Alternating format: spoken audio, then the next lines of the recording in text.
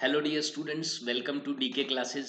आज की क्लास में हम डिस्कस करने वाले हैं क्लास 10 मैथ्स टर्म 2 का chapter number 4 that is quadratic equation from Arihant book, जिसमें सबसे पहले पार्ट 1 हम डिस्कस करेंगे जिसमें ऑब्जेक्टिव क्वेश्चंस दिए हुए हैं। फिर हम पार्ट 2 देखेंगे जिसमें सब्जेक्टिव क्वेश्चन है। तो इससे आपकी तैयारी को एक नया बूस्ट मिलेगा। सब्जेक्टिव की भी तैयारी हो जाएगी, ऑब्जेक्टिव की भी तैयारी हो जाएगी, और साथ ही साथ इसमें सभी प्रीवियस ईयर क्वेश्चंस भी इंक्लूड किए गए हैं। अरिहंत की बुक में अगर आप देखेंगे तो प्रीवियस ईयर क्वेश्चंस इंक्लूड कर दिए गए हैं। तो उस वजह से आपको प्रीवियस ईयर क्वेश्चंस की भी हेल्प मिल जाएगी। तो चलिए स्टूडेंट, स्टार्ट करते हैं हम फर्स्ट पार्ट से, दैट इज ऑब्जेक्टिव क्वेश्चंस। और हाँ, केस बेस्ड क्वेश्चंस भी इसमें है, ऑब्जेक्टिव भी और सब्जेक्टिव भी। तो काफी अच्छी सीरीज होने वाली है, अच्छे से देखिए। तो चलिए स्टार्ट करते हैं पार्ट 1, ऑब्जेक्टिव क्वेश्चंस। तो सबसे पहले एमसीक्यूज हम करेंगे। एमसीक्यूज को एमसीक्यूज की तरह ही करेंगे हम। इसको पूरे लॉन्ग मेथड हम अप्लाई नहीं करेंगे। पूरा लॉन्ग मेथड अगर आपको देखना है तो पार्ट 2 में आप देखिए, जहां पर सब्जेक्टिव की तरह मैंने करवाया है, एमसीक्यूज को एमसीक्यूज की तरह ही करते हैं। तो चलिए स्टार्ट करते हैं। पहला क्वेश्चन है, विच of the following is a quadratic equation? कौन सी क्वाड्रेटिक इक्वेशन है? तो देखिए कैसे पता लगाएंगे भाई। इधर एक्स स्क्वायर है और इधर एक होल स्क्वायर है, ओपन करेंगे तो प्लस का एक्स स्क्वायर इधर भी आएगा, और एक्स स्क्वायर से एक्स स्क्वायर कट हो जाएगा, एक्स स्क्वायर कहीं भी नहीं बचेगा। तो क्वाड्रेटिक इक्वेशन नहीं है ये क्वाड्रेटिक इक्वेशन नहीं है। चलिए सेकंड देखते हैं। सेकंड में माइनस का 2x स्क्वायर है। बस ये देख लो कि एक्स स्क्वायर वाली टर्म कहीं कट तो नहीं हो जाएगी। अगर कट हो जाएगी तो एक्स स्क्वायर बचेगा ही नहीं, तो फिर क्वाड्रेटिक कहाँ से हो जाएगी। इधर देखूंगा तो इनको मल्टीप्लाई करूंगा तो इधर भी माइनस का 2x स्क्वायर आ जाएगा, और ये आपस में कट हो जाएंगे, यानी कि एक्स स्क्वायर की टर्म यहाँ भी कट हो गई। तो ये भी क्वाड्रेटिक इक्वेशन नहीं है। चलिए इधर देख लेते हैं। ये दिया हुआ है और उसमें लिखा हुआ k की वैल्यू -1 है। अगर k की वैल्यू मैं यहाँ -1 रख देता हूं तो -1 + 1 0 बन गया, 0 इंटू एक्स स्क्वायर फिर से खत्म। तो ये भी क्वाड्रेटिक इक्वेशन नहीं है। तो बची ये इक्वेशन, यही इसका आंसर होगा। बाकी आप इसमें अब सोल्व करके भी देख सकते हैं इसको। चलो इसको मैं सोल्व करके आपको दिखा देता हूं। तो इसका क्यूब ओपन करना है। तो a³ -3 a square b, that is -3x square, then +3ab square and minus b cube. ये इसकी पूरी आइडेंटिटी होती है। मैंने पूरी आइडेंटिटी लिखी। तो मैं देख रहा हूं कि एक्स क्यूब तो कट हो गया, और ये इधर आएगा तो 2x स्क्वायर बनेगा, 2x स्क्वायर। और ये -3x और ये +1, देखिए ये क्वाड्रेटिक इक्वेशन है, ये क्वाड्रेटिक इक्वेशन है। तो इसका करेक्ट ऑप्शन हो जाएगा डी। देखो ऑब्जेक्टिव है, ऑब्जेक्टिव की तरह ही सोल्व करेंगे हम। ओके, सेकंड देखते हैं। वही सेम उसी टाइप का क्वेश्चन है कि अब की बार पूछ लिया नोट ए क्वाड्रेटिक इक्वेशन। कौन सी क्वाड्रेटिक इक्वेशन नहीं है? तो ठीक है, इस बार देखते हैं कि किस किस में कट होता है, किस किस में नहीं। इधर 4x स्क्वायर बनेगा। अगर इसका स्क्वायर ओपन करूंगा तो एक्स स्क्वायर आएगा, इंटू 2 है, तो इधर 2x स्क्वायर बनेगा। और इधर 4x स्क्वायर है, तो पूरा तो माइनस नहीं होगा, इधर 2x स्क्वायर बच जाएगा माइनस होके, यानी कि ये क्वाड्रेटिक बनेगी। ये तो क्वाड्रेटिक है। सेकंड देख लेते हैं। ये एक्स स्क्वायर इधर आएगा, 2x स्क्वायर बनेगा, यानी कि कट नहीं हो रहा है, ये भी क्वाड्रेटिक इक्वेशन है। ठीक है, इधर अगर मैं सोल्व करता हूं तो ये तो एक्स स्क्वायर वाला ही टर्म देख लो ना खाली, 3x स्क्वायर। अगर इसको सोल्व करता हूं तो ये बनेगा 2x स्क्वायर। फिर से इधर ले जाओगे तो एक एक्स स्क्वायर बचेगा, यानी कि ये भी क्वाड्रेटिक है, ये भी क्वाड्रेटिक है। तो अब बची ये यही है कि जो क्वाड्रेटिक नहीं है। चलिए चेक कर लेते हैं, अब इसको चेक कर लेते हैं। भाई इधर क्या करना है हमें, एक्स स्क्वायर प्लस 2x का होल स्क्वायर, इसका होल स्क्वायर ओपन करते हैं। ए स्क्वायर प्लस 2ab यानी कि 4x³ हो गया, प्लस बी स्क्वायर यानी कि 4x² हो गया। वो इक्वल है x power 4 plus 3 plus 4x² के। तो मैं देख रहा हूँ 4 पावर तो कट हो गई, लेकिन क्यूब बच गया, क्यूब बच गया। तो ये क्वाड्रेटिक इक्वेशन नहीं है, ये क्यूबिक बन गई, क्यूबिक इक्वेशन बन गई ये। तो डी इसका करेक्ट ऑप्शन हो जाएगा, डी इसका करेक्ट ऑप्शन हो जाएगा। ओके, हम चलते हैं क्वेश्चन नंबर 3 की तरफ।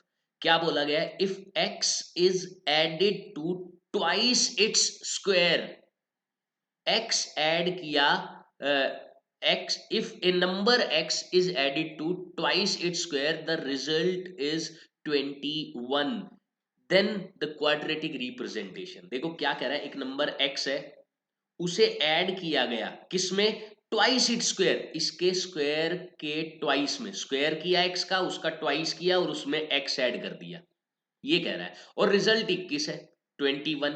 तो इसको इधर ले जाओ, क्वाड्रेटिक इक्वेशन रिप्रेजेंट कर सकते हैं हम इजीली। ये क्वाड्रेटिक इक्वेशन हो गई, 2x² + x - 21, यानी कि बी इसका करेक्ट ऑप्शन हो जाएगा। बी इजी था। चलिए नेक्स्ट देखते हैं, which of the following equation has 2 as a root. देखो रूट क्या होता है, अगर वैल्यू पुट कर दोगे तो left hand side right hand side equal हो जाएंगी।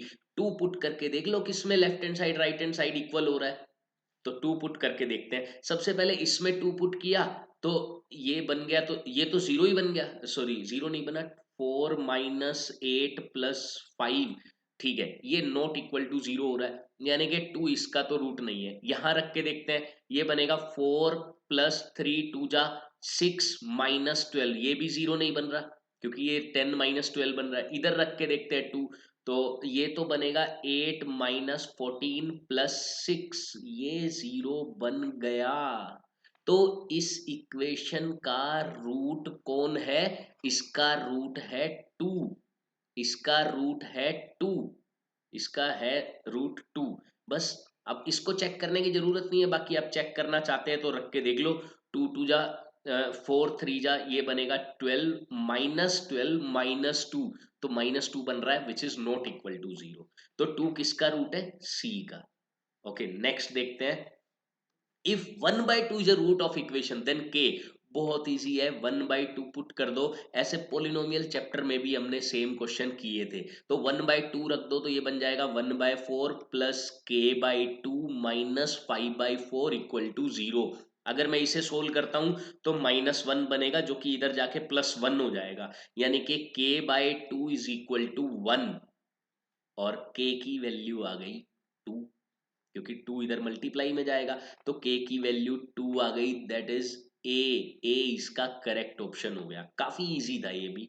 नेक्स्ट देखते हैं, which of the following equation has root as 3। 3 किसका रूट है, पुट करके देख लो ना, फर्स्ट वाले में पुट करके देख लेते हैं। 3 का स्क्वायर 9 - 15 + 6, ये पहले में ही जीरो हो गया, तो ए ऑप्शन इसका करेक्ट हो जाएगा, ए ऑप्शन करेक्ट हो जाएगा। बाकी आप चेक कर सकते हैं, बाकी किसी में सेटिस्फाई नहीं करेगा। ओके नेक्स्ट हम देख लेते हैं, 0.2 is a root of this equation, question mark. मतलब ये बताना है क्या ये इसका रूट है या नहीं, ट्रू फॉल्स या कांट डिटरमाइन या नन ऑफ दीज। हम क्या करेंगे, पुट करके देख लेंगे, जीरो आ रहा है तो ठीक है, नहीं आ रहा तो हम लिख देंगे कि ये फॉल्स है। तो ठीक है, मैंने क्या किया, 0.2 का स्क्वायर किया तो 0.04 हो रहा है, पॉइंट एक के बाद था इधर, पॉइंट डबल हो जाता है स्क्वायर में, तो 2 के बाद लग गया, तो अब -0.4, क्या ये जीरो बनेगा, नहीं बनेगा, तो इसका मतलब इसका रूट नहीं है, ये फॉल्स हो गई, ये स्टेटमेंट फॉल्स हो गई। नेक्स्ट हम देखते हैं question number 8, quadratic equation with integral coefficient has integral roots. ये कह रहा है इंटीग्रल कोफिशिएंट, इंटीग्रल कोफिशिएंट कौन से होते हैं, जो कोफिशिएंट इंटीजर की फॉर्म में हो, इंटीजर, वो इंटीग्रल कोफिशिएंट कहलाते हैं। तो उनके रूट्स भी इंटीजर की फॉर्म में होंगे, ये ऐसा कह रहा है, लेकिन ऐसा एक्चुअल में नहीं होता। जब भी x का कोई भी कोफिशिएंट है, उस x का अगर 1 के अलावा कोई और कोफिशिएंट है तो रूट इंटीजर में नहीं आते, वो रैशनल नंबर तो होंगे लेकिन इंटीजर नहीं होंगे। चलो एक एग्जांपल ले लेते हैं, मान लो मैंने लिखा 3x² और इधर लिख दिया मान लो 5, तो ये कितना बन गया, 3 5 जा 15, तो इधर मैं लिख देता हूँ -2x। मान लो इसके मुझे रूट्स निकालने, अब देखो कोफिशिएंट इंटीजर है, x² का कोफिशिएंट 3, 3 एक इंटीजर है, x का कोफिशिएंट -2 एक इंटीजर है, -5 भी एक इंटीजर है, सारे कोफिशिएंट्स इंटीजर है। तो इसके रूट्स अगर मैं निकालूंगा, तो प्राइम फैक्टर्स अगर मैं बनाता हूं तो 3x² + 5x - 3x - 5 इधर से मैंने कॉमन लिया तो x आ रहा है, x कॉमन आया, 3x प्लस 5 माइनस 1 कॉमन आएगा, 3x प्लस 5। तो x minus 1 into 3x plus 5, एक x की वैल्यू आ गई 1 और एक x की वैल्यू आ गई -5/3। एक रूट तो इंटीजर निकल गया, लेकिन दूसरा रूट इंटीजर नहीं है, दूसरा रूट इंटीजर नहीं है। तो हम ये नहीं ऐसा भी हो सकता है कि दोनों ही रूट इंटीजर ना निकले, ऐसा भी पॉसिबल है। तो हम ये बात कह सकते हैं कि जिनके इंटीग्रल कोफिशिएंट है, जरूरी नहीं है उनके रूट्स भी इंटीजर की फॉर्म में होंगे। तो ये तो स्टेटमेंट फॉल्स कहलाएगी, ये तो स्टेटमेंट बिल्कुल गलत हो गई, ये स्टेटमेंट फॉल्स हो गई। चलिए नेक्स्ट हम देखते हैं क्वेश्चन नंबर 9 क्या दिया हुआ है। If b equal to 0, c less than 0, then the roots of this are numerically equal and opposite in sign. ये ट्रू है या फॉल्स है, ये बताना है। भाई b 0 दिया हुआ है, b को दिया हुआ है 0। अच्छा, आपको वो याद होगा कि सम ऑफ रूट्स होता है -b/a और प्रोडक्ट ऑफ रूट्स होता है c/a। और अगर आपने टर्म 1 में वो सीरीज देखी होगी तो आपको ये पता होगा कि जब भी ये दो रूट्स अगर न्यूमेरिकली इक्वल हो और साइन अपोजिट हो, यानी कि एक पॉजिटिव एक नेगेटिव, तो इनका सम हमेशा 0 बनता है। अगर मैं इन दोनों का सम करूं तो वो हमेशा 0 बनता है। सम यानी कि -b/a 0 बन गया, ठीक है। a को इधर ले जाओ तो -b=0, यानी कि b=0। तो ठीक है, b 0 है, इसका मतलब वो न्यूमेरिकली तो इक्वल है, लेकिन साइन उनके अलग अलग ही है। ये बात बिल्कुल ट्रू है, ये बात बिल्कुल ट्रू है। अच्छा, अब आप कहेंगे सर ये तो ठीक है कि आपने b को 0 कर दिया, लेकिन c लेस देन 0 इसका तो आपने यूज ही नहीं किया। ये पता है क्यों दिया हुआ है? देखो, जब भी b अगर 0 हो जाएगा, मान लो ये b 0 हो गया और अगर ये c नेगेटिव में लेस देन 0 है, तभी उसके रूट्स पॉसिबल है, नहीं तो उसके रूट्स ही नहीं निकलेंगे। अच्छा, ये कैसे हो सकता है भाई? देखो, c एक्स स्क्वायर -16 ले लिया मान लो मैंने, कि अब ये नेगेटिव में लिया है, ठीक है। अब इसके क्योंकि देखो b तो 0 है, c को मैंने नेगेटिव में ले लिया, तो अभी तो इसके x की वैल्यू निकल सकती है। अगर ये पॉजिटिव में हो जाए, अगर ये पॉजिटिव में हो जाए तो x का स्क्वायर आ गया -16, किसी का स्क्वायर नेगेटिव में होता ही नहीं है, यानी कि no real roots exist, no real roots exist. तो रियल रूट एग्जिस्ट भी तो करवा रहा है ना, वो न्यूमेरिकली इक्वल भी है और अपोजिट है साइन, यानी कि रियल रूट्स हैं इसके अंदर, रियल रूट्स हैं।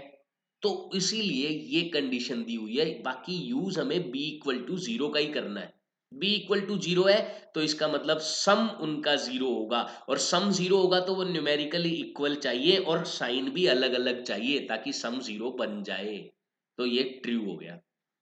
अगला देखते हैं, क्वेश्चन नंबर 10 में क्या है, the roots of the quadratic equation. देखो, मैंने बोला था स्टार्टिंग में ही कि एमसीक्यूज है, तो एमसीक्यूज की तरह ही हम करेंगे। पूरा डिटेल्ड मेथड अगर आपको देखना है तो पार्ट 2 सब्जेक्टिव में उसके लिए लेकर आऊंगा, जिसमें हम अच्छे से एक, चाहे वो इतना सा ही क्वेश्चन हो, हम उसको भी पूरी डिटेल में बताऊंगा मैं। लेकिन एमसीक्यूज है तो मैं तो डायरेक्ट दिमाग लगाने वाला हूं कि भाई इसके रूट्स चाहिए, तो मैं सम और प्रोडक्ट वाला कंसेप्ट लगाऊंगा कि भाई प्रोडक्ट होता है। देखो, एक बार याद दिला देता हूँ, शायद आप भूल चुके हो कि सम होता है -b/a और प्रोडक्ट होता है c/a। तो प्रोडक्ट में चेक कर लेता हूँ c/a, यानी कि प्रोडक्ट -20 आना चाहिए। इसका प्रोडक्ट -20 आ रहा है, इसका भी, इसका भी और इसका भी, ये तो कमाल हो गया। -20 सभी का प्रोडक्ट आ रहा है, यानी कि अब चलेंगे हम सम वाले कंसेप्ट पे। सम क्या होता है? दोनों का सम होता है -b/a, यानी कि सम 8 आना चाहिए। अब सभी का नहीं आएगा, अब एक ही ऑप्शन मिलेगा जिसका सम 8 आ रहा है। क्या इसका 8 है? नहीं। इसका 8 है? नहीं। इसका सम 8 है। इसका 8 है? नहीं। इसका -8 है। तो सी ही इसका करेक्ट ऑप्शन हो जाएगा। रूट्स निकालने की जरूरत नहीं है बार बार आपको, ना ही क्वाड्रेटिक फॉर्मूला लगाना है, ना ही आपको स्प्लिटिंग मिडल टर्म लगानी है। अगर एमसीक्यूज है तब तब आप डायरेक्टली रूट्स बता सकते हैं। चलिए नेक्स्ट पार्ट पर हम चलते हैं, क्वेश्चन नंबर 11। अच्छा, which constant must be added and subtracted to solve. अच्छा, ये कंप्लीटिंग स्क्वायर मेथड का क्वेश्चन आ गया जो कि हमारे सिलेबस से कट हो चुका है। तो कंप्लीटिंग स्क्वायर वाला मेथड है, इसको अगर मैं अभी समझाऊंगा तो आप कंफ्यूज हो जाएंगे, तो इसलिए इस क्वेश्चन को मैं स्किप कर रहा हूं। कंप्लीटिंग स्क्वायर मेथड जो कि सिलेबस से कट हो चुका है। नेक्स्ट पार्ट हम देखते हैं, क्वेश्चन नंबर 12 देखते हैं। सोल्व करो इसे, मतलब रूट्स बताने हैं क्या है। वापस से सम और प्रोडक्ट वाला कंसेप्ट लगा दो अगर आप समझ चुके हैं तो। कैसे कि भाई सब पहले प्रोडक्ट देखा करो, प्रोडक्ट करना इजी होता है चाहे वो फ्रैक्शन ही क्यों ना हो। देखो प्रोडक्ट क्या होगा, सी बाय ए यानी कि -1/4, ये तो पॉजिटिव में ये पॉजिटिव में, ये तो दूर ही हटा दो। इन दोनों का प्रोडक्ट -1/4 आ रहा है, दोनों का प्रोडक्ट -1/4 आ रहा है। अच्छा, अब हमें क्या करना है, इसके बाद हमें क्या करना है, हमें देखना है सम। सम कितना आना चाहिए, -b/a -5/12। अगर थोड़े से भी आप इंटेलिजेंट हैं तो आप आंसर समझ चुके होंगे कि डी होगा। अगर थोड़ा कंफ्यूजन हो रही है तो एलसीएम लेके चेक कर लो, सम करके देख लो दोनों का। मान लो सम करता हूं मैं इधर 12, तो 3 4 -4 आ गया, +4 3 3 9 आ गया, ये प्लस का 5/12 बन रहा है जो कि नहीं चाहिए। तो यही तो आंसर होगा, यही तो -5/12 बनेगा। तो डी इसका करेक्ट ऑप्शन हो गया, डी इसका करेक्ट ऑप्शन हो गया। ओके। अच्छा, कंफ्यूज मत हो ना, डिटेल्ड मेथड में करवाऊंगा, और वो करवाऊंगा सब्जेक्टिव वाले पार्ट में। कहीं आप सोचें ये तो सर फटाफट फटाफट करवा रहे हैं, समझ नहीं आ रही चीजें। एमसीक्यूज है तो एमसीक्यूज के तरीके से ही चलेंगे। क्वेश्चन नंबर 13 देख लेते हैं। The discriminant of quadratic equation, discriminant निकालना है, इसमें तो कोई कंफ्यूजन ही नहीं है। b² -4ac कर दो। b क्या है, -4, स्क्वायर की आ गया 16, -4 इंटू a 1 है, c भी 1 है, तो 1 इंटू 1, 16 -4, इसी को ही बोलते हैं डी, b² -4ac। तो 16 - 4 कितना हो गया, 12 हो गया, और हमारा आंसर सी हो गया। ओके। नेक्स्ट हम देख लेते हैं क्वेश्चन नंबर 14।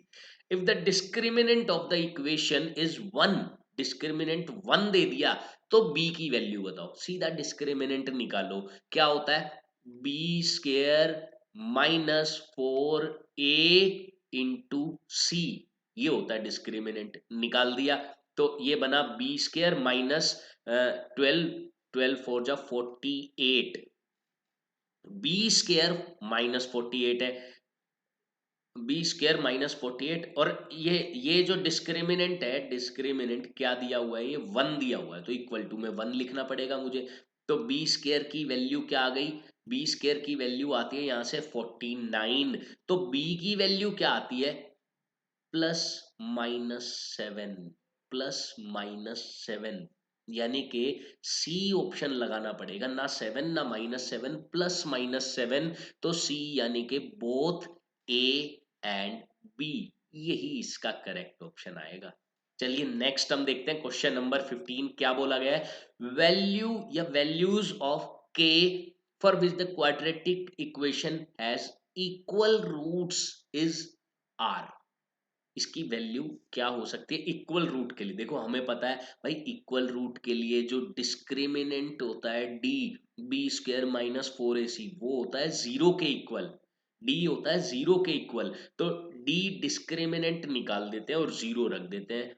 डी क्या होता है, b² -4ac, यानी कि k² माइनस के का स्क्वायर, k² ही लिख लिया मैंने, -4 इंटू ए इंटू सी, इसे हम रख देते हैं 0 के इक्वल।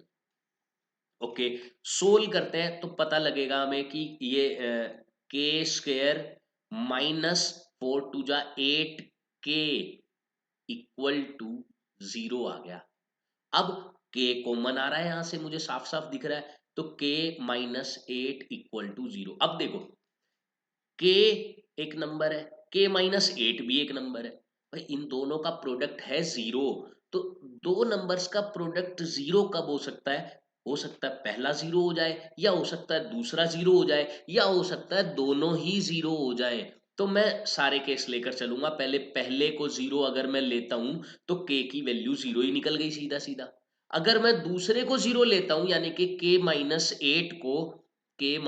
8 को तो k की वैल्यू 8 निकल गई, तो k की वैल्यू 0 भी हो सकती है 8 भी हो सकती है, यानी कि डी ऑप्शन पर हमें इसे मार्क करना पड़ेगा, डी ऑप्शन इसका करेक्ट होगा। नेक्स्ट हम देख लेते हैं the quadratic equation this has कैसे रूट्स है ये बताने हैं। भाई डी पे पहुंच जाओ, डी जिसे हम बोलते हैं बी स्क्वायर माइनस 4ac यानी कि डिस्क्रिमिनेंट ऑफ क्वाड्रेटिक इक्वेशन। जल्दी से क्राइटेरिया बता देता हूं, अगर ये 0 के इक्वल होता है तो इक्वल रूट्स होते हैं, अगर डी लेस देन 0 होता है 0 से छोटा तो नो रियल रूट्स। इसमें इक्वल रियल तो होते ही हैं, रियल एंड इक्वल कह सकते हो या इक्वल एंड रियल, इसमें रियल होते हैं। रियल दो केसेस में होते हैं, जीरो हो या जीरो से बड़ा हो, दोनों केसेस में रियल होते हैं। बस इसमें रियल एंड डिस्टिंक्ट होंगे, रियल एंड डिस्टिंक्ट, डिस्टिंक्ट मतलब अलग अलग, इसमें इक्वल होते हैं इसमें अलग अलग होते हैं, लेकिन दोनों में रियल होते हैं। सिर्फ ये वाला केस है कि डी नेगेटिव में आ जाए तो नो रियल रूट्स। अब हम चेक कर सकते हैं इजीली, हम पता लगा सकते हैं कि भाई डी के हिसाब से कौन सा क्या केस बनेगा। हम डी निकाल देते हैं इसका, हम डी निकाल देते हैं, डी निकालते हैं। तो डी निकाला मैंने, जो कि B square minus 4ac, B ये रहा, इसका स्क्वायर किया माइनस 4 ए इंटू सी, तो इसका स्क्वायर तो 5 होगा और माइनस 8 होगा। भाई लेस देन 0 आ रहा है क्योंकि माइनस थ्री तो 0 से छोटा होता है, लेस देन 0 है तो नो रियल रूट्स पे क्लिक कर दो, नो रियल रूट्स इसका करेक्ट ऑप्शन हो जाएगा। इस तरीके से ये वाला क्वेश्चन करना था। चलिए नेक्स्ट हम देखते हैं क्वेश्चन नंबर 17। क्या है, if the discriminant of the equation is 14, discriminant दिया हुआ है 14 के इक्वल, फाइंड के की वैल्यू निकालनी। डिस्क्रिमिनेंट के लिए वही B square minus 4ac, B square ये बी है, इसका square minus 4 into A into C, और ये इक्वल है 14 के। ठीक है, थोड़ा सा सिंप्लीफाई कर लो, देखो 3 का स्क्वायर 9 इंटू 2, 9 टू जा बना 18, ओके, माइनस 4 4 जा 16 रूट 2 के और इक्वल टू 14। ठीक है, इसको इधर ले आओ, 14 को इधर ले जाओ, तो ये बना 16 रूट 2 के इक्वल टू 4, और k की वैल्यू क्या आ गई 4/16√2, यानी कि 1/4√2, 1/4√2, सीधा ही ऑप्शन मिल गया, रैशनलाइज करने की भी जरूरत नहीं पड़ी, ये इसका आंसर हो जाएगा 1/4√2। इजी था। नेक्स्ट हम देख लेते हैं question number 18, which of the following equations has two distinct real root. अभी अभी मैंने आपको बताया था डी जब 0 से बड़ा होगा उस केस में डिस्टिंक्ट रूट होते हैं, डिस्टिंक्ट मतलब अलग अलग। ठीक है, चेक करते हैं, देखो जब भी आपको ये वाला केस पकड़ना हो ना, एक ट्रिक बता रहा हूं आपको ऐसी जबरदस्त जो बहुत काम आने वाली है आपके। कौन सी? भाई हमें पता है कि बी स्क्वायर माइनस 4ac निकालना होता है, हमें ये निकालना होता है। हम क्या चेक करते हैं, भाई ये 0 से बड़ा आ जाए यानी कि पॉजिटिव आ जाए, यही तो मतलब है इस बात का, पॉजिटिव आ जाए। अच्छा बी चाहे कुछ भी हो, स्क्वायर करने पर पॉजिटिव ही मिलेगा, कोई डाउट वाली बात ही नहीं है इसमें। चाहे बी नेगेटिव हो पॉजिटिव हो रूट में हो कैसे भी हो, हमें पॉजिटिव आंसर ही देगा। अच्छा अब ए या सी में से एक नंबर अगर माइनस का हो जाए तो क्या होगा, चलो ठीक है ये भी देखते हैं। देखो एक माइनस तो इधर है ही, अगर मान लो ए माइनस का हो गया तो ये प्लस बन जाएगा, या फिर अगर चलो ए प्लस का ही है और अगर सी माइनस का हो गया, सी माइनस का हो गया तो भी ये प्लस हो जाएगा, और फिर पॉजिटिव और पॉजिटिव मिलकर हमेशा एक पॉजिटिव नंबर दे देंगे, तो उस केस में हमेशा डिस्टिंक्ट एंड रियल रूट्स ही होंगे। तो ठीक है, अब अगर मैं ये कंसेप्ट यहां पर यूज करना चाहूं तो मैं कैसे कर सकता हूं, चलिए देखते हैं। देखो यहाँ क्या बन रहा है, ये पॉजिटिव में, इसको अभी होल्ड पे रखो, ये नेगेटिव में है, ये तो 100% इसके डिस्टिंक्ट रियल रूट्स होंगे और एक ही आंसर करेक्ट हो सकता है, तो बी को करेक्ट करेंगे हम, क्योंकि बाकी अब आप चेक कर सकते हैं। देखो लॉजिक फिर से आपको मैं बता देता हूं, मैं क्या करता हूं इसमें भाई, बी कुछ भी हो, जैसे इस केस में बी क्या है, 1 है, 1 का स्क्वायर, फिर आता है -4ac, 4 इंटू ए, यहां पर 1 है और सी नेगेटिव में हो गया। मैं यही तो देख रहा था, सी नेगेटिव में किस में है, सी नेगेटिव होने की वजह से हुआ क्या भाई, ये पॉजिटिव का 20 बनेगा। अब दो पॉजिटिव नंबर मिलकर तो एक बड़ा पॉजिटिव नंबर ही बनाएंगे ना, जो कि हमेशा जीरो से बड़ा ही होगा, तो जीरो से बड़ा है, तो जीरो से बड़ा है तो डिस्टिंक्ट एंड रियल रूट्स इसी में निकल गया, और किसी में मुझे ये पॉजिटिव में हाँ, ऐसा नहीं है कि अगर ये पॉजिटिव में है तो हर बार वही वाला केस होगा कि लेस देन जीरो, नहीं, हो सकता है कि उसमें भी पॉजिटिव आ जाए, लेकिन इसमें पहले हमें चेक करना है, जैसे कि मैंने इसमें देखा ये माइनस है, तो ये तो श्योर ही है कि ये रियल एंड डिस्टिंक्ट होगा, श्योर है, ये 100% श्योर है, तो ये तो करेक्ट हो गया ना, बस एक ही ऑप्शन करेक्ट होता है, एक से ज्यादा तो करेक्ट होते नहीं है। तो चलिए अगला क्वेश्चन देखते हैं, which of the following equation has no real roots, कोई भी रियल रूट नहीं होना चाहिए, यानी कि बी स्क्र -4ac जीरो से छोटा होना चाहिए, जीरो से छोटा। अच्छा अब आप एक चीज देखो, वही वाला कंसेप्ट मैं यहां भी यूज कर सकता हूं, कैसे भाई, ये पॉजिटिव में, ये नेगेटिव में है, तो इसके तो रियल एंड डिस्टिंक्ट रूट होंगे 100%, यानी कि ये तो नहीं हो सकता। इसमें भी माइनस है, तो रियल एंड डिस्टिंक्ट रूट होंगे 100%, यानी कि ये ऑप्शन भी करेक्ट नहीं हो सकता। अब ये दो ऑप्शन बचे, इनमें से एक चेक कर लो, अगर वो सही है तो आंसर है, नहीं है तो दूसरा आंसर है, सिंपल सी बात है। तो ठीक है, चेक करते हैं, फर्स्ट ऑप्शन ही चेक कर लेते हैं भाई, B square -4ac, B square -4 का स्क्र, -4 इंटू ए 1 है और सी 3√2 है, ठीक है। तो 4 का स्क्वायर बना, पॉजिटिव का 16, -4 3 जा 12√2 बन रहा है, 12√2। अब हमें पता कैसे चलेगी 16 बड़ा है या 12√2 बड़ा है, आंसर नेगेटिव में आएगा या पॉजिटिव में आएगा, जब भी अभी ऐसी किसी भी सिचुएशन में तुम फंस जाओ, तो स्क्वेयरिंग करके देख लो दोनों का, भाई अगर 16 बड़ा होगा तो इसका स्क्वायर भी बड़ा होना चाहिए, या 12√2 अगर बड़ा होगा तो इसका स्क्वायर भी बड़ा होना चाहिए। स्क्वायर को कंपेयर करना आसान है क्योंकि उसमें रूट हट जाता है, देखो 16 का स्क्वायर 256 आ रहा है, 12√2 का स्क्वायर, 12 का स्क्वायर 144 इंटू 2 288, भाई ये नंबर, ये इसका स्क्वायर बड़ा आ रहा है, यानी कि 12√2 बड़ा है, यानी कि अब बड़ा नंबर माइनस में है तो ये जीरो से छोटा हो गया, लेस देन जीरो, नेगेटिव में आंसर आएगा, नेगेटिव में आएगा तो ये नो रियल रूट, हाँ इसी का ही है, यही आंसर करेक्ट है, ए करेक्ट होगा, नो रियल रूट चाहिए था, मिल गया। अच्छा आप अगर इसमें चेक करना चाहते डी में, तो वो भी चलो मैं चेक करके दिखा देता हूं कि भाई बी स्क्र यानी कि इसका स्क्वायर हुआ 16 3 जा 4 का 16 √3 का 3, 16 3 जा 48 -4ac, 4 इंटू ए इंटू सी, ये तो भाई जीरो ही बन रहा है, ये तो जीरो ही बन रहा है। जीरो में क्या होता है, रियल रूट होते हैं, रियल एंड इक्वल होते हैं उसमें, तो रियल होते हैं उसमें। देखो अब कितना आसान हो गया ये पता लगाना कि अगर इधर माइनस है तो रूट्स रियल एंड डिस्टिंक्ट होंगे, उसकी वजह से क्वेश्चन हमारा इजी हो गया, सिर्फ एक ही ऑप्शन हमें चेक करना पड़ा, एक ऑप्शन चेक करते ही आंसर हमारे सामने। तो चलिए अगला क्वेश्चन देखते हैं, क्वेश्चन नंबर 20, क्या दिया हुआ है कि इसके this has 4 real root, 2 real root, no real root, 1 real root, चलिए चेक कर लेते हैं, कोई बड़ी बात नहीं है इसमें।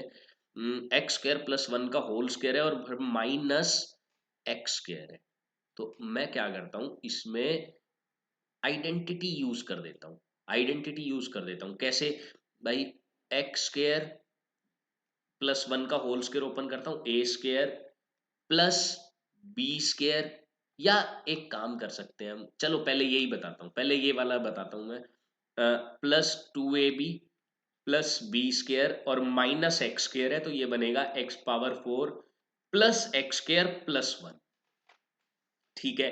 लेट कर लो कि एक्स स्क्वायर की वैल्यू वाई है, एक बार के लिए वैसे ही मान लो कि एक्स स्क्वायर जो है वो वाई के इक्वल है, ताकि एक क्वाड्रेटिक इक्वेशन मिल सके, हमें क्वाड्रेटिक इक्वेशन मिल सके। वाई मान लिया तो एक्स पावर 4 किसके इक्वल हो जाएगा, वाई स्क्वायर के। ये हो जाएगा वाई के और ये हो जाएगा 1 के, ये क्वाड्रेटिक इक्वेशन बन गई। डी निकाल लो इसका, डी। अगर मैं डी निकालता हूं तो नो रियल रूट्स आता है। कैसे भाई, बी स्क्वायर माइनस 4ac क्या आ रहा है, -3 आ रहा है, तो लेस देन 0 है, तो नो रियल रूट। जब y की ही कोई वैल्यू रियल नहीं हो सकती तो x का स्क्वायर मतलब x का स्क्वायर जो कि y के इक्वल है वो कैसे रियल हो जाएगा, वो कैसे रियल हो जाएगा। तो इसका नो रियल रूट्स आंसर आ जाता है। अच्छा, एक एक और तरीका इसमें मैं अगर लगाना चाहूं तो देखते हैं वो भी सक्सेस होता है क्या, कि भाई ए स्क्वायर माइनस बी स्क्वायर की आइडेंटिटी बन सकती है यहाँ। तो उससे ए प्लस बी इंटू ए माइनस बी और इक्वल टू 0 है। तो या तो ये 0 होगा या ये 0 होगा, ठीक है। इन दोनों में से किसी का भी कोई रियल रूट नहीं होता, दोनों के नो रियल रूट्स होते हैं। तो सी ही इसका करेक्ट ऑप्शन हो जाएगा, सी इसका करेक्ट ऑप्शन हो जाएगा। ना इसके रियल रूट है ना इसके रियल रूट है। खैर ये मेथड आपको समझ आ गया होगा, यही आप अप्लाई कर लेना। ये आ गया तो ये भी आप अप्लाई कर सकते हैं। ओके, नेक्स्ट हम देखते हैं question number 21। The sum of squares of three consecutive integers is 110. Then the smallest positive integer is। देखो भाई, ये MCQs है, तो मैं MCQs वाले तरीके से ही करता हूँ। मैं स्मॉलेस्ट नंबर उठाता हूँ और स्मॉलेस्ट नंबर 4 है, तो 3 कंसेक्यूटिव कौन से होंगे, 4, 5 और 6। कह रहा है इनके स्क्वायर का सम 110 है, चेक कर लेते हैं ना, चेक कर लेते हैं। 4 का स्क्वायर कितना हुआ, 4 स्क्वायर 16 प्लस 5 स्क्वायर 25 प्लस 36। नहीं भाई, नहीं बन रहा, 110 तो नहीं बन रहा, ये तो बात क्लियर है। ठीक है, अब 5 मान लेते हैं स्मॉलेस्ट, उससे छोटा, उसके बाद 4 के बाद 5 ही है ऑप्शन में, तो 5, 6 और 7 हो सकते हैं 3 नंबर। तो 5 का स्क्वायर 25, 6 का स्क्वायर 36, 7 का स्क्वायर 49। तो 6 और ये बन सकता है, ये बन सकता है, चेक कर लेते हैं चलो। 40 और 30 70, 70 और 20 90, 90 और 20 110। यही बन रहा है, यही बन रहा है। इसका मतलब 5 स्मॉलेस्ट नंबर है। क्या कह रहा है, 3 कंसेक्यूटिव इंटीजर्स के स्क्वायर का सम। मैंने वही तो लिया है, 3 कंसेक्यूटिव इंटीजर्स ले लिए, उनका स्क्वायर करके देखा, सम करके देखा, 110 आ रहा है। पूछा स्मॉलेस्ट वाला क्या होगा, 5 होगा, स्मॉलेस्ट वाला 5 होगा, निकाल लिया। अच्छा, फुल डिटेल में अगर आपको निकालना है तो हिंट दे देता हूं मैं। बाकी ऐसे क्वेश्चन जो स्टेटमेंट वाले हैं या सभी हैं वो सब्जेक्टिव वाले पार्ट में, यानी कि पार्ट 2 में मैं पूरी डिटेल में करवाने वाला हूं आपको। तो वैसे थोड़ी हिंट दे देता हूं कि आपको, अगर आप ट्राई करना चाहते हैं कैसे करेंगे भाई। x मान लो पहली स्मॉलेस्ट वाले को, तो इसका स्क्वायर, फिर अगर एक x मान लिया तो दूसरा x प्लस 1 होगा और तीसरा x प्लस 2 होगा, क्योंकि कंसेक्यूटिव है, लगातार है, एक x तो x प्लस 1 x प्लस 2 लगातार। तो इसका स्क्वायर और इसके स्क्वायर, इन तीनों के स्क्वायर का सम 110 दिया हुआ है। इससे एक क्वाड्रेटिक इक्वेशन बनेगी, x की वैल्यू 5 आएगी। ओके, हम बढ़ते हैं क्वेश्चन नंबर 22 की तरफ। क्या कर रहा है, line segment A B, line segment A B is 8 centimetre in length. ये लो, ले लिया 8 centimetre. A B is produced, अच्छा इसको प्रोड्यूस करना है पी तक, ठीक है, ये पी हो गया। सच दैट, और वो इस तरीके से है, इस तरीके से है कि बीपी का स्क्वायर, इसको एक्स मान लेते हैं एक बार के लिए, बीपी को एक्स मान लेते हैं। तो ये कह रहा है कि बीपी का स्क्वायर इक्वल है ए बी, ए बी यानी कि 8 इंटू एपी, एपी पूरा 8 प्लस एक्स, 8 प्लस एक्स के इक्वल है। क्वाड्रेटिक इक्वेशन बन गई। बीपी की लेंथ यानी कि एक्स की वैल्यू निकालनी है, कोई प्रॉब्लम ही नहीं है। कैसे, देखो एक्स स्क्वायर, ये 8x है, इधर ले आते हो माइनस एक्स, और ये 64 है, इधर ले आओ -64, इक्वल टू 0 बन गया, इक्वल टू 0 बन गया है। ओके, अब हम इसको इजीली सिंप्लीफाई कर सकते हैं by using quadratic formula. Quadratic formula इसमें यूज कर लो। क्वाड्रेटिक फॉर्मूला यूज कर लो, that is minus B plus minus square root of B square minus 4ac। अब देखो इधर माइनस है तो अपने आप ही प्लस बन गया, क्योंकि एक तो माइनस 4ac का आगे माइनस होता है और c भी माइनस में हो गया तो प्लस हो गया। प्लस इसको अगर मैं 4 से मल्टीप्लाई करूंगा तो 64 into 4 ही लिख लो, चलो ये ज्यादा बेटर रहेगा। अपॉन क्या है, अपॉन 2a यानी कि सिर्फ 2। अच्छा ये मैंने ऐसा क्यों लिखा, उसके पीछे भी एक कारण है, आपको मैं बताता हूँ। देखो 64 कॉमन ले लूंगा मैं, उससे क्या होगा 1 + 4 बच जाएगा, और कॉमन लेके 64 का रूट तो मुझे पता ही है, बाहर आ जाएगा, 8 बाहर आ जाएगा, 8 बाहर 8 आ गया, कॉमन ले लिया। अब 1 प्लस माइनस रूट 5 बच गया इधर, और नीचे 2 है, ये 4 पे कट हो गया, यानी कि 4 into 1 प्लस माइनस रूट 5। अब लेंथ है, लेंथ माइनस में तो हो नहीं सकती, तो इसलिए इसने 1 प्लस रूट 5 वाला ऑप्शन यानी कि कहा गया यही ऑप्शन में दिया हुआ है, इसलिए इसने एक ही ऑप्शन दिया हुआ है। अदरवाइज दोनों ऑप्शन दिए जाते हैं यहाँ पर, क्योंकि दोनों आंसर निकले 1 प्लस माइनस रूट 5, तो दोनों आंसर दिए जाते, लेकिन क्योंकि हमें पता है लेंथ नेगेटिव में नहीं हो सकती और रूट 5 बड़ा नंबर है, 1 छोटा है, तो अगर माइनस लेते तो नेगेटिव में आंसर आता, जो कि हो नहीं सकता। तो सी इसका करेक्ट ऑप्शन हो जाएगा, सी इसका करेक्ट ऑप्शन हो जाएगा। नेक्स्ट हम देख लेते हैं क्वेश्चन नंबर 23। क्या दिया हुआ है भाई, 1 year ago, 1 साल पहले की बात कर रहा है। A man was 8 times as old as his son, 8 गुना था अपने बेटे से। अच्छा मैंने आपको चैप्टर नंबर 3 के जब स्टेटमेंट वाले क्वेश्चन करवाए थे तो बहुत ही अच्छे तरीके से आपको बताया था भाई, 1 year ago, 1 साल पहले कह रहा है, आदमी 8 गुना था और आदमी की ही एज निकालनी है, तो भाई 1 माइनस करके देख लो ना कौन 8 की टेबल में आ रहा है, क्योंकि 8 गुना था तो किसी नंबर का तो 8 गुना है, तो 8 की टेबल में तो आना चाहिए। तो मैंने 1 माइनस किया तो कितना बन रहा है 48, 8 की टेबल में आता है। 1 माइनस किया तो 36, 8 की टेबल में नहीं आता। 1 माइनस किया 58, 8 की टेबल में नहीं आता। 1 माइनस किया 38, 8 की टेबल में नहीं आता। एक ही ऑप्शन करेक्ट बन रहा है यहां से। चलो आगे बढ़ते हैं।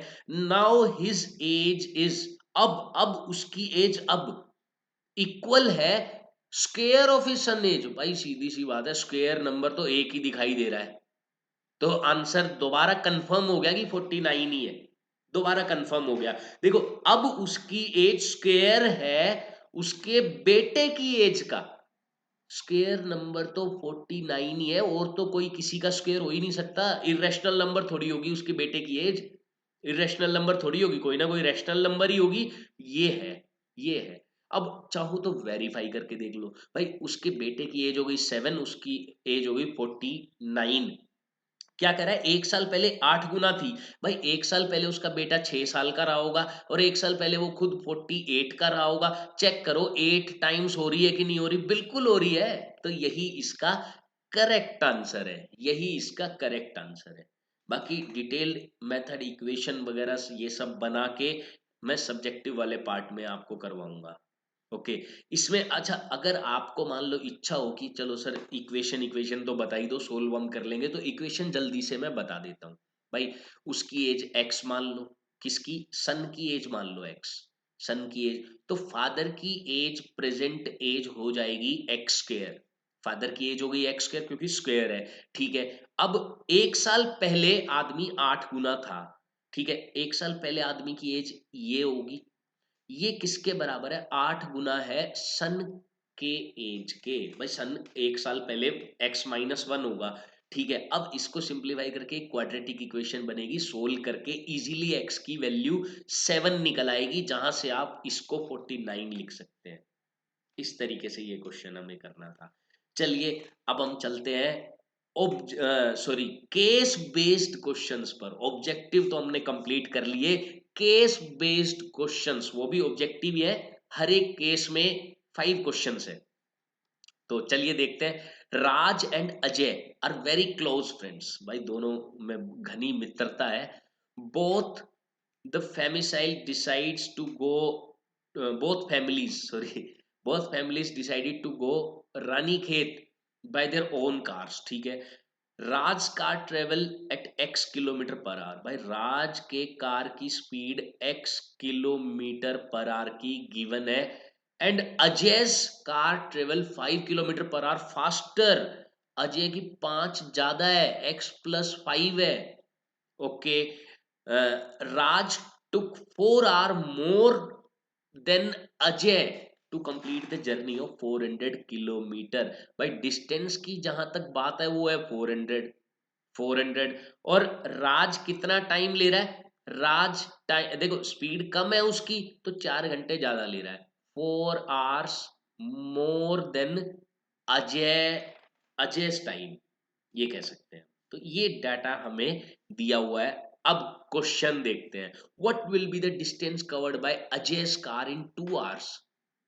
भाई डिस्टेंस पूछा है, डिस्टेंस क्या होता है, डिस्टेंस होता है speed into time, speed into time. अच्छा स्पीड अजय की कार की स्पीड है x+5 और टाइम कितना दिया हुआ है 2 घंटे, 2 hours, तो इंटू 2 कर दो, 2 × x+5 यही किलोमीटर डिस्टेंस कवर करेगा अजय की कार 2 घंटे में, ठीक है। आगे बढ़ते हैं, which of the following quadratic equation describe the speed of Raj car, यानी कि x को कौन डिस्क्राइब कर रहा है, x को, तो भाई ये तो पूरी इक्वेशन बनानी पड़ेगी। देखो कैसे, डिस्टेंस है 400 किलोमीटर, 400 किलोमीटर में राज की कार कितना टाइम लेती है, कैसे पता चलेगा भाई, टाइम क्या होता है, टाइम होता है भाई डिस्टेंस बाय स्पीड, डिस्टेंस है 400, राज की कार की स्पीड है x, ठीक है।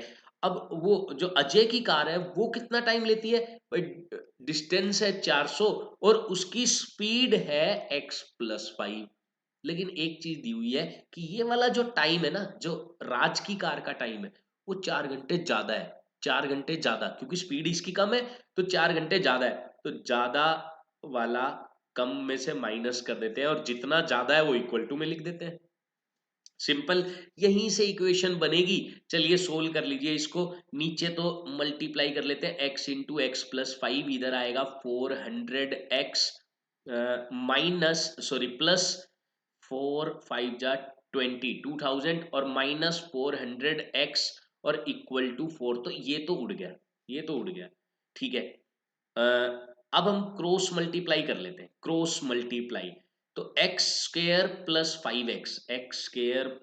5x मैं 4 को इधर ले जाके डिवाइड कर रहा हूं, देखो इसको तो मैं इधर ले गया लेकिन 4 से मल्टीप्लाई नहीं किया, 4 को मैं डिवाइड कर रहा हूं, कारण भाई 2000 से 4 डिवाइड हो जाता है, मुझे पता है ये बात, कितने पे डिवाइड होता है 500 पे डिवाइड होता है, ये भी पता है मुझे।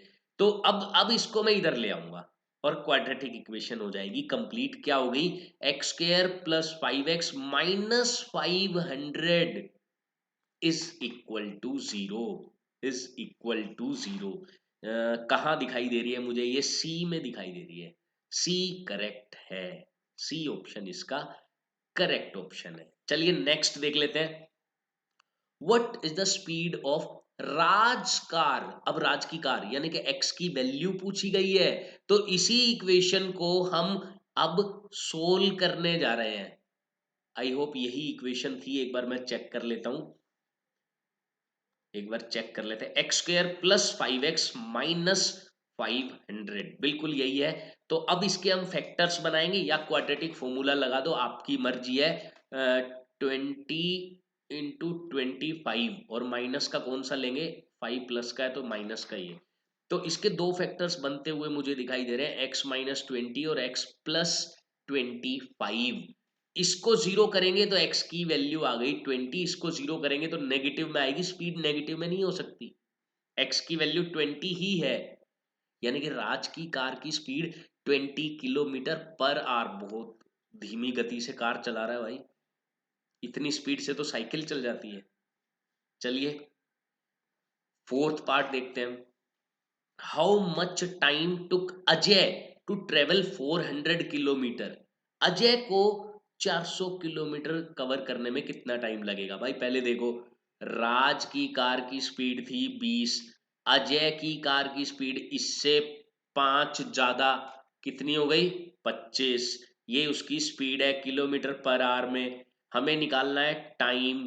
कैसे निकालेंगे भाई? जितना भी डिस्टेंस है उसमें स्पीड डिवाइड कर दो, 16 आवर्स टाइम आ गया।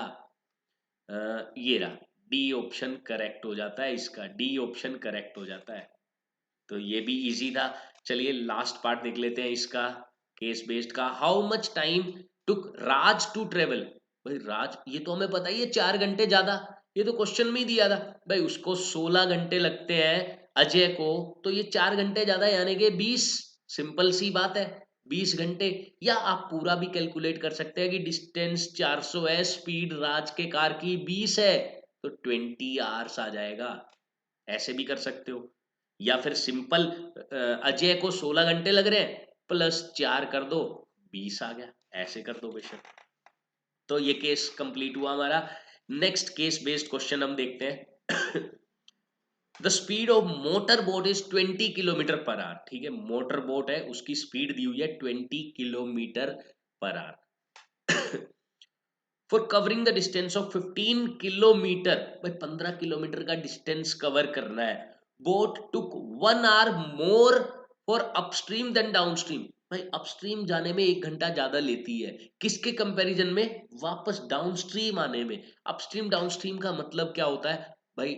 जिस डायरेक्शन में पानी फ्लो कर रहा है, वाटर फ्लो कर रहा है, उसी डायरेक्शन में अगर बोट फ्लो कर रही है, तो पानी की स्पीड और बोट की स्पीड ऐड हो जाती है, क्योंकि दोनों सेम डायरेक्शन में जा रहे हैं, तो पानी हेल्प करता है उसको आगे मूव करने में।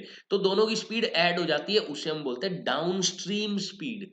डाउनस्ट्रीम, जैसे कि कोई नीचे उतर, पुल से नीचे उतर रहे हैं, जैसे आपने देखा होगा आप बाइक या स्कूटी कभी चलाते हैं और पुल से नीचे उतरते हैं, तो नीचे उतरते वक्त आपकी स्पीड ज्यादा हो जाती है, क्योंकि उस टाइम पे भी एक फोर्स हमारी हेल्प करता है, ग्रेविटी। ग्रेविटी, वैसे ही इसमें वाटर की स्पीड और मोटर बोट की स्पीड ऐड हो जाएगी, क्योंकि वाटर उसकी हेल्प कर रहा है, तो उसे हम बोलते हैं डाउनस्ट्रीम। अपस्ट्रीम, ऊपर, मतलब स्ट्रीम के ऊपर जाना, यानी कि अब अपोजिट डायरेक्शन में जा रहा है, उस टाइम पानी की स्पीड उसकी दुश्मन बन जाती है। दुश्मन का मतलब उसको रोकने लग जाती है, यानी कि उसको परेशान करती है, आगे नहीं जाने देती। आगे तो चला ही जाएगा मोटर बोट, क्योंकि उसकी स्पीड बहुत ज्यादा होती है, लेकिन माइनस हो जाएगी, माइनस हो जाएगी अपस्ट्रीम में। ओके, अब आगे क्वेश्चन क्या दिया हुआ देखो, एक बार ये डाटा देख लेते हैं कि 20 kilometre per our motor boat की स्पीड है और डिस्टेंस है 15, और जो बोट है वो 1 घंटा ज्यादा लेती है अपस्ट्रीम में, क्योंकि अपस्ट्रीम में स्पीड माइनस हो जाती है, तो टाइम ज्यादा लगेगा, 1 घंटे ज्यादा लगेगा। क्या बोला? Let the speed of stream be x. Stream की स्पीड एक्स मान ली। Speed of the motor boat in the upstream will B.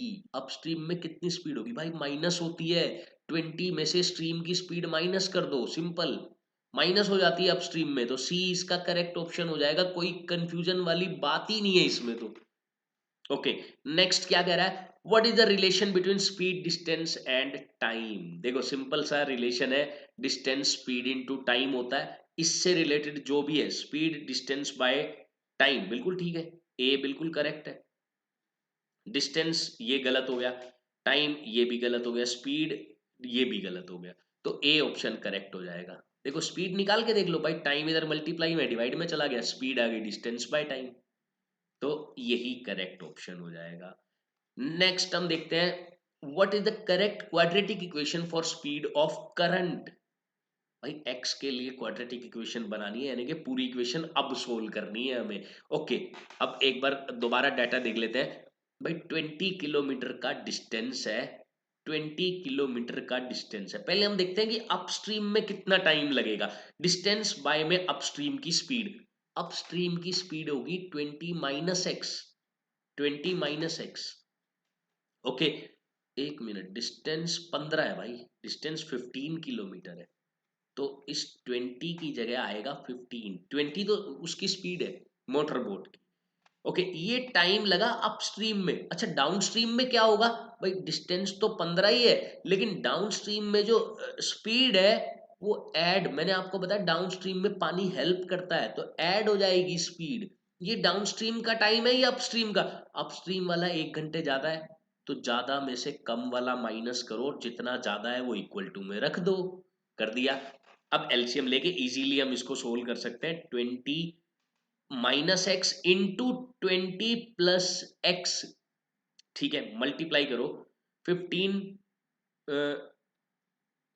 To जा 30 इंटू जीरो, मतलब इंटू जीरो नहीं, एक और जीरो लगा दी, 300 और plus 15x, then minus 15 into 20, ये बनेगा माइनस का 300 और प्लस का 15x इक्वल टू में बने भाई 300 तो उड़ गया, इधर बचा है 30x equal to 20 minus x into 20 plus x, 1 में जाके मल्टीप्लाई होंगे, यानी कि 400 माइनस एक्स स्क्वायर, ये इधर जाके मल्टीप्लाई हो गए।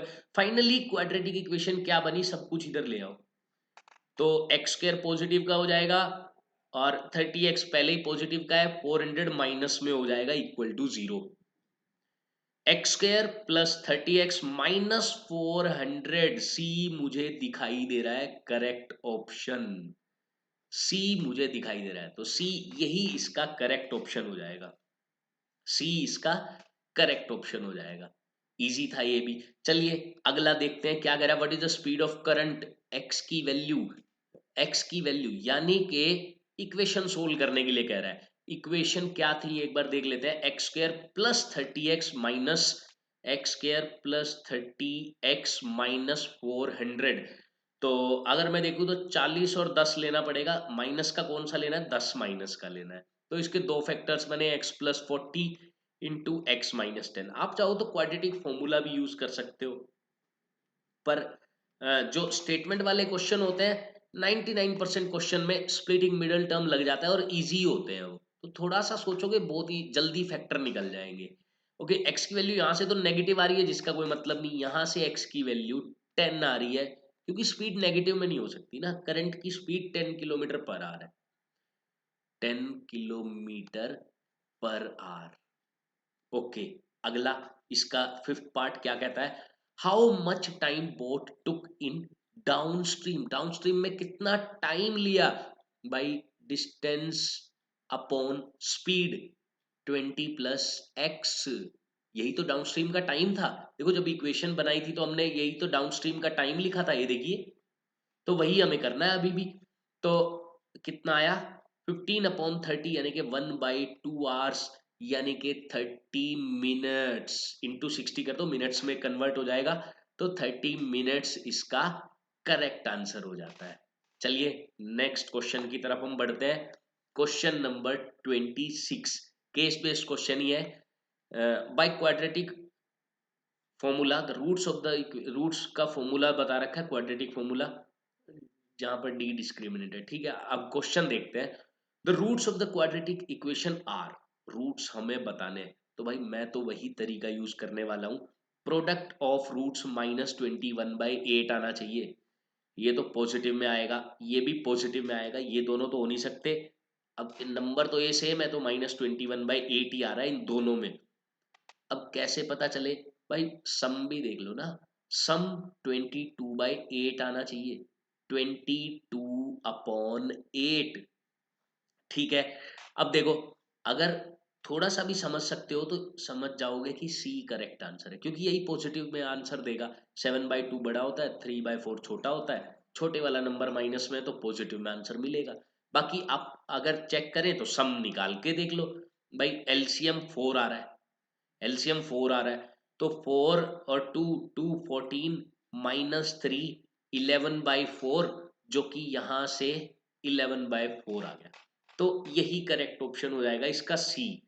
बाकी अगर आप पूरा डिटेल में करना चाहते हैं तो क्वाड्रेटिक फॉर्मूला भी यूज कर सकते हैं या स्प्लिटिंग द मिडल टर्म भी लगा सकते हैं। हाँ, स्प्लिटिंग मिडल टर्म से हो जाएगा, ये चेक करना जरूर। नेक्स्ट सेकंड पार्ट हम देखते हैं, द डिस्क्रिमिनेंट ऑफ दिस, ये तो बहुत ही ज्यादा इजी हो गया, बी स्क्र माइनस 4ac पूछ रहा है, कितना है, बी स्क्र यानी कि 1 का square -4 into A into C, भाई आंसर तो नेगेटिव में आएगा, रूट का तो मतलब ही नहीं है, तो बी करेक्ट आंसर हो गया इसका, 1 -28 -27 इसका करेक्ट आंसर हो जाता है।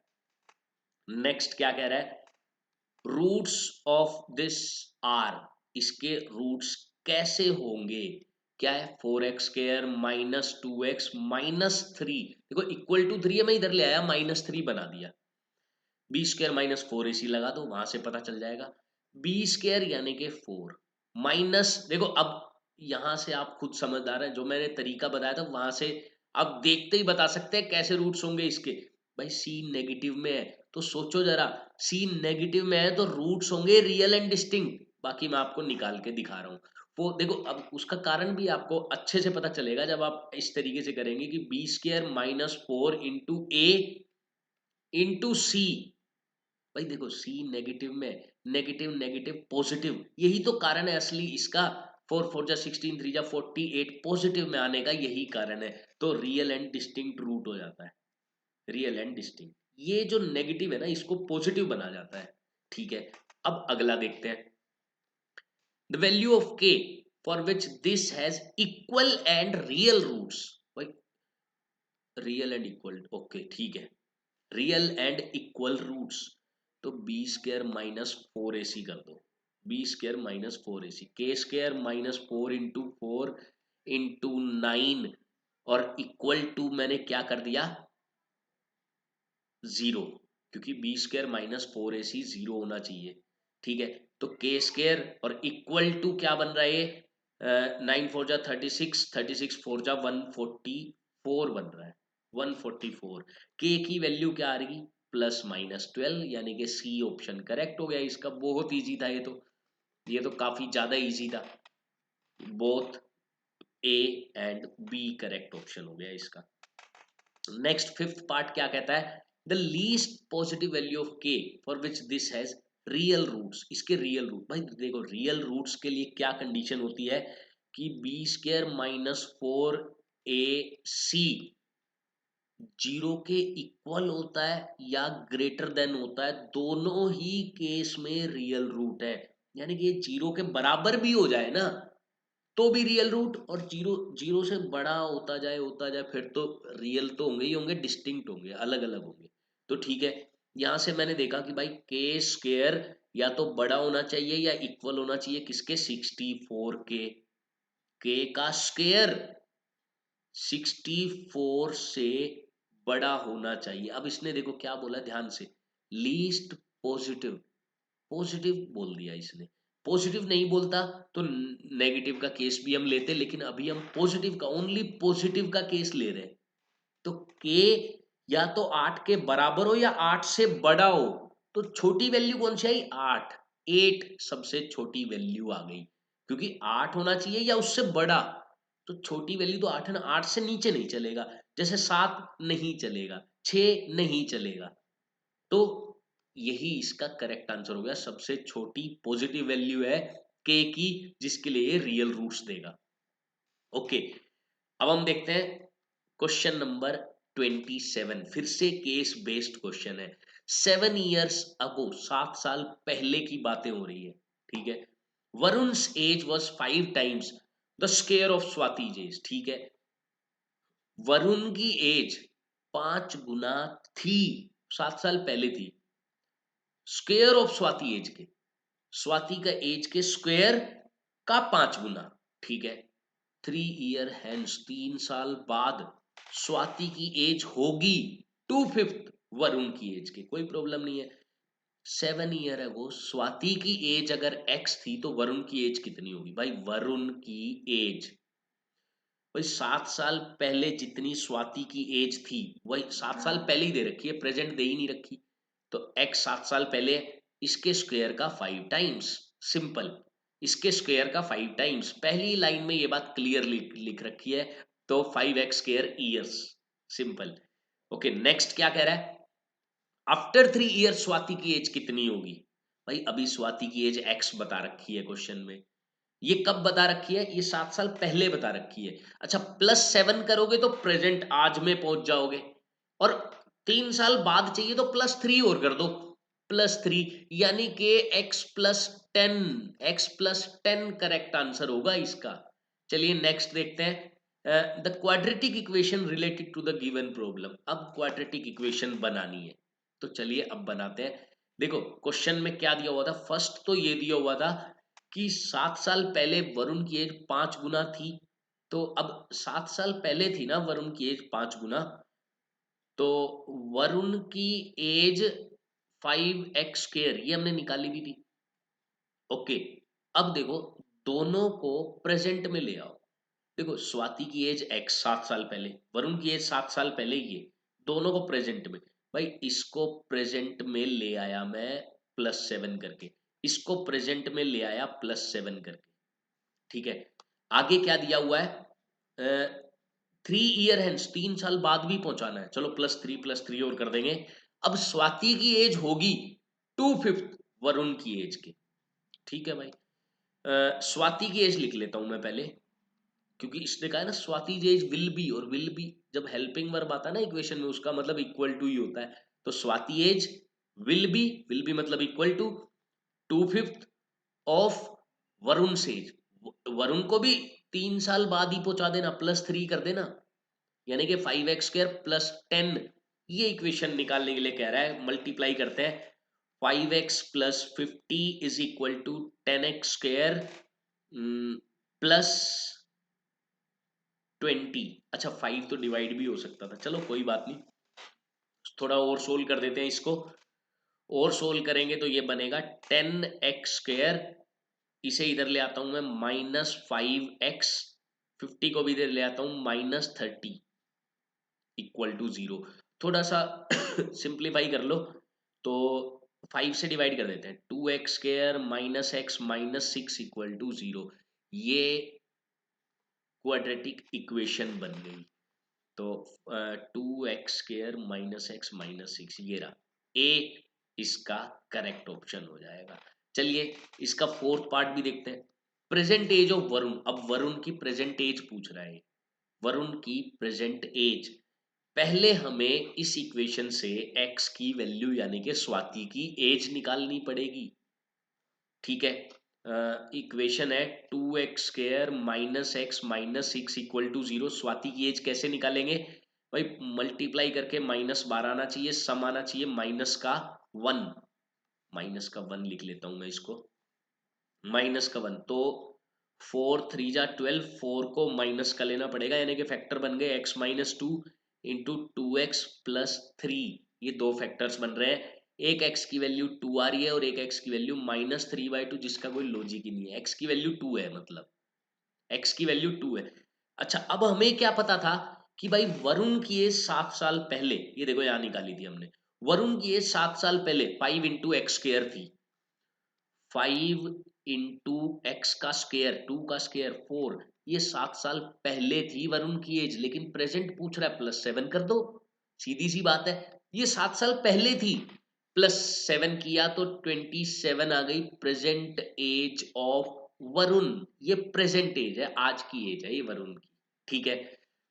ये बात क्लियर हो जाती है। नेक्स्ट क्या कह रहा है, स्वाति's प्रेजेंट एज इज 10 ईयर। अब ये इफ में लेके कह रहा है, इफ अगर ऐसा है, लेकिन एक्चुअल में अगर हम देखें तो 2 + 7 9, मतलब 9 ईयर्स निकल रही है एक्चुअल में तो, लेकिन ये इफ कह रहा है कि अगर ऐसा हो कि स्वाति की प्रेजेंट एज 10 साल है, तो वरुण की प्रेजेंट एज कितनी होगी। भाई वरुण की 7 साल पहले की एज कितनी है, 7 साल पहले की एज वरुण की कितनी है, 5 इंटू इसकी 7 साल पहले की एज का स्क्वायर।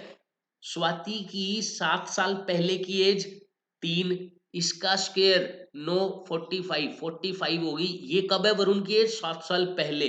आज कितनी होगी, +7 कर दो, 52 ईयर्स। यही इसका करेक्ट ऑप्शन है, यही इसका करेक्ट ऑप्शन है। समझ गए होंगे आप। तो इसी के साथ स्टूडेंट्स पार्ट 1 हमने अरिहंत बुक से कंप्लीट कर लिया है, जिसमें ऑब्जेक्टिव पार्ट है। कल हम डिस्कस करने वाले हैं, या नेक्स्ट क्लास में हम डिस्कस करने वाले हैं पार्ट 2, जिसमें कि सब्जेक्टिव पार्ट होगा। तो चलिए स्टूडेंट्स, हम मिलते हैं नेक्स्ट क्लास में। तब तक के लिए खुश रहिए, हंसते रहिए, पढ़ते रहिए और पढ़ाते रहिए। जय हिंद, जय भारत।